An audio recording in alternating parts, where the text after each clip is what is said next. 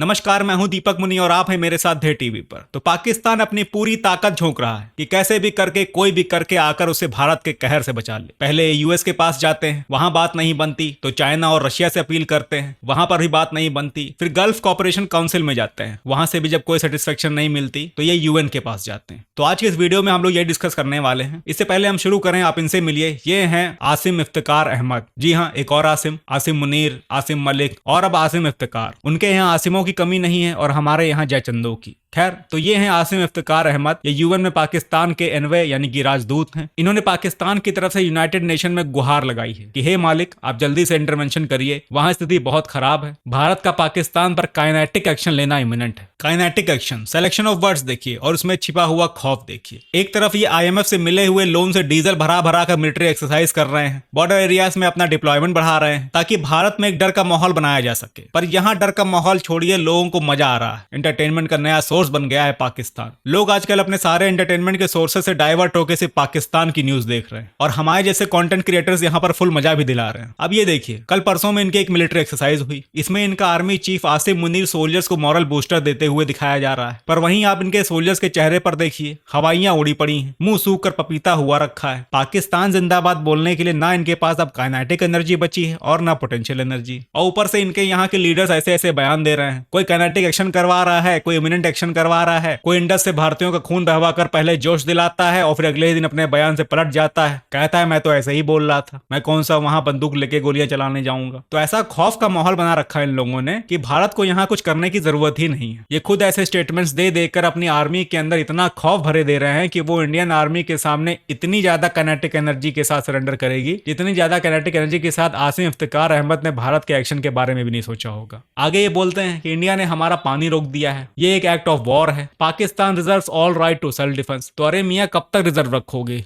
Use करो ना, वरना सारा आईएमएफ का लोन सिर्फ मिलिट्री एक्सरसाइज में ही चला जाएगा, टैंकों में डीजल भरवाते भरवाते। आसिम इफ्तिकार अहमद चाहते हैं कि यूएन सिक्योरिटी काउंसिल की मीटिंग हो और मेंबर्स आकर भारत को रोकें। कौन से members? US, Russia, China, France और ब्रिटेन। यूएस की बात करें तो यूएस कहता है कि US supports India's right to self defence. France खुद राफेल जेट दे रहा है। रशिया भारत के खिलाफ कभी जाएगा नहीं। After all we are all weather friends just like you and China. और आपके मालिक चाइना भी अब हाथ खड़े कर चुके हैं। तो कौन मेंबर है? अच्छा, ये अब ये भी समझ चुके हैं कि इनकी अपनी कोई औकात नहीं है। तो अब ये दुनिया वालों को एक ब्रॉडर रीजनल कॉन्फ्लिक्ट शुरू होने की दुहाई दे रहे हैं। ये कह रहे हैं कि अगर इंडिया इन पर अटैक कर देगा तो रीजन में एक ब्रॉडर कॉन्फ्लिक्ट शुरू हो जाएगा। इनको अपनी चिंता नहीं है, इनको अब रीजन की चिंता हो गई है। सोच रहे होंगे शायद ऐसे ही कोई आ जाए हमारी हेल्प कर दे। अच्छा, इसके बाद ये यूएन चीफ एंटोनियो गुटेरेस की बात करते हैं। कहते हैं इनको बीच में बोलना चाहिए। आफ्टर ऑल ये यूएन के चीफ हैं। एंटोनियो गुटेरेस कहते हैं कि मैं क्या करूं, मैं तो बात करना चाहता हूं। पाकिस्तान में तो पीएम शरीफ से मेरी बात भी हुई है, पर भारत में external affairs minister S Jaishankar के आगे मेरी बात हो ही नहीं पाई किसी से। यूएन के चीफ एंटोनियो गुटेरेस के बारे में आपको बताता हूं। ये साफ दुनिया के शायद सबसे ज्यादा दुत्कारे हुए लोगों में से एक। इनका एक रीसेंट का किस्सा है जो बहुत फेमस हुआ। बात है इजराइल हिजबुल्लाह वॉर की। इजराइल हिजबुल्लाह वॉर उसमें पीक पर चल रहा था, तो ये इजराइल के खिलाफ बहुत अनाप शनाप बोल रहे थे। इजराइल ने पहले इनको वार्न किया, लेकिन फिर भी जब ये नहीं माने तो इनको अपने यहाँ पर्सोना नॉन ग्राटा डिक्लेयर कर दिया, यानी कि ये आदमी इजराइल में नहीं घुस सकता। इसके बाद एक दिन ये यमन से वापस आने के लिए एयरपोर्ट से फ्लाइट पकड़ने वाले थे। ठीक उसी समय इजरायली फाइटर जेट्स ने यमन एयरपोर्ट पर एयर स्ट्राइक कर दी। बाल बाल बचे एंटोनियो गुटेरेस, या कहें कि बाल बाल बचा दिए गए। वो दिन है और आज का दिन है। ये जनाब इजराइल के खिलाफ नहीं बोलते, और बोलते हैं तो उनका सिलेक्शन ऑफ वर्ड्स बहुत ही ज्यादा केयरफुल होता है। खैर, तो आप देख सकते हैं कि पाकिस्तान की बेचैनी किस लेवल पर है। ना इनको रहा जा रहा है, ना इनको सहा जा रहा है। कुछ जानकार मानते हैं कि पाकिस्तान ये सब भूमिका इसलिए बना रहा है क्योंकि इनको एक प्रिएम्प्टिव स्ट्राइक करनी है।